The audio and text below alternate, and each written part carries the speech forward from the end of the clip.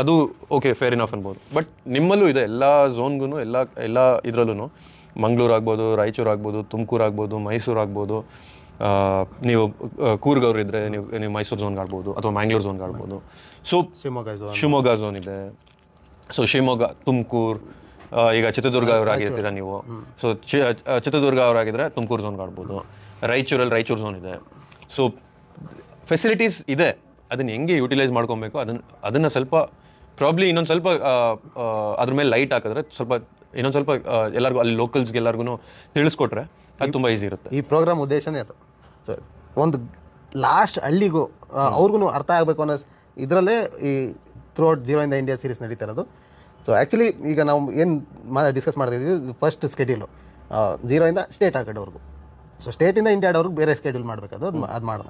So first ಇಲ್ಲಿ local ಕ್ರಿಕೆಟ್ನ ನಾವು ಅಡ್ರೆಸ್ ಮಾಡ್ತಾ ಇರೋದ್ರಿಂದ ಪೇರೆಂಟ್ಸ್ ರೋಲ್ ಎಷ್ಟು ಇಂಪಾರ್ಟೆಂಟ್ ಆಗಿರುತ್ತೆ, ಮತ್ತು ಒಂದು ಪೇರೆಂಟ್ ರೋಲ್ ಹೇಗಿರಬೇಕು. ಒಂದು ಈಗಿನ ಜನ್ರೇಷನ್ ಕ್ರಿಕೆಟ್ನ ತೊಗೊಂಡ್ರೆ ಈ ಪೇರೆಂಟ್ ಸಪೋರ್ಟ್ ಎಷ್ಟು ಇಂಪಾರ್ಟೆಂಟ್ ಆಗುತ್ತೆ, ಆದರೆ ಯಾವ ರೀತಿ ಇರಬೇಕು, ಸಪೋರ್ಟ್ ಬೇಕೇ ಬೇಕು. ಇಲ್ಲ ಅಂತಂದರೆ ಇವಾಗ ಪರ್ಸ್ನಲ್ ಎಕ್ಸಾಂಪಲ್ ಕೊಡಬೇಕಂದ್ರೆ ನನ್ನ ಮಗಳು ಇಬ್ಬರು ಕ್ರಿಕೆಟ್ ಆಡ್ತಾರೆ.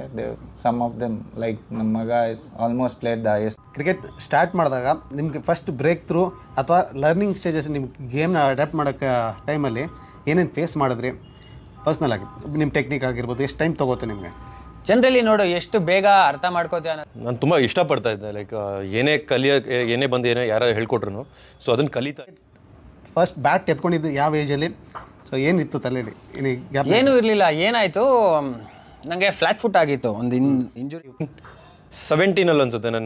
ನನ್ನ ಫಸ್ಟ್ 6 ಹೊಡೆದಿದ್ದು ನಾನು 15 ಒಂದು ಕ್ಯಾಂಪ್ ಮ್ಯಾಚ್ ನಡೀತಾ ಇತ್ತು. ಸೊ ಅದರಲ್ಲಿ ಒಂದು 6 ಹೊಡೆದೆ. ಆವಾಗಿಂದ ಅವಾಗ ಒಂಥರ ಬಿಲಿ ಸ್ಟೇಟ್ ಬಿದ್ದಿದೆ, ಇಲ್ಲ ಅಂತಲ್ಲ. ನಾನು ತುಂಬ ಫಿಯರ್ಲೆಸ್ ಆಗಿ ಒಳ್ಳೆ ಫಾಸ್ಟ್ ಬೌಲರ್ಗೆ ಇದರಲ್ಲಿ ಫಸ್ಟ್ ಡಿವಿಷನ್ ಲೀಗಲ್ಲಿ ಹೆಲ್ಮೆಟ್ ಇಲ್ದಿರ ಬ್ಯಾಟಿಂಗ್ ಆಡಿದೆ. ಬಿದ್ದಿತ್ತು ಸರಿಯಾಗಿ, ಒಂದು 2 ವಾರ ಕಿವಿ ಕೇಳಿಸಿಲ್ಲ.